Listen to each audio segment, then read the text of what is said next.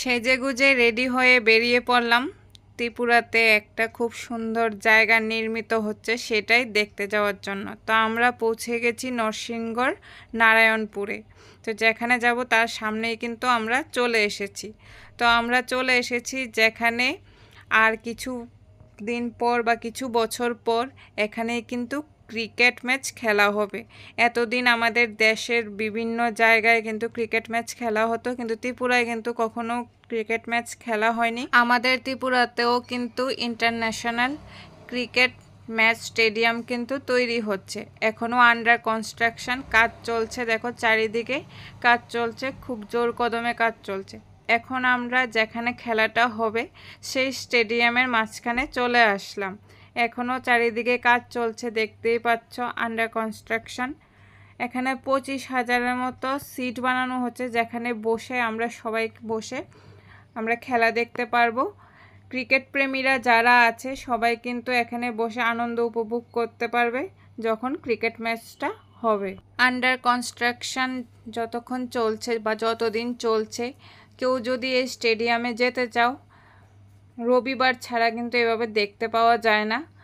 আর রবিবার দিন কাজ বন্ধ থাকে, তার জন্য কোনো ধরাবান্ধা নেই, তোমরা গিয়ে কিন্তু স্টেডিয়ামটা ঘুরে দেখে আসতে পারো। আমরা রবিবার দিন যাইনি, তারপরও সেখানকার কিছু লোকের সাথে কথা বলে জাস্ট 15 মিনিটের জন্য আমরা এখানে এসেছি। যে স্টেডিয়ামটাতে খেলা হবে চারিদিকে শুধু ঘাস আর ঘাস, সবুজে ঘেরা, খুব ভালো লাগছিল এখানে এসে। ক্রিকেট প্রেমীরা আর কিছুদিনের অপেক্ষা মাত্র, এখানে কিন্তু তোমরা খুব আনন্দ উপভোগ করতে পারবে, যেহেতু এটা ইন্টারন্যাশনাল স্টেডিয়াম হতে চলছে।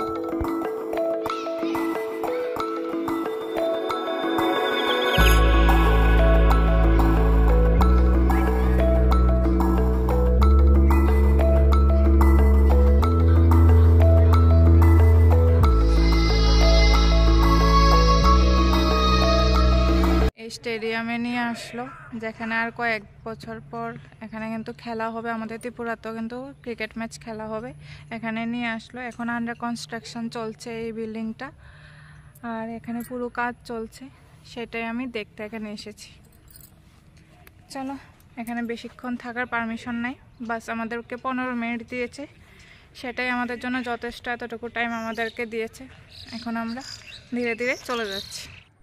আশা রাখছি অপেক্ষার অবসান খুব তাড়াতাড়ি হবে।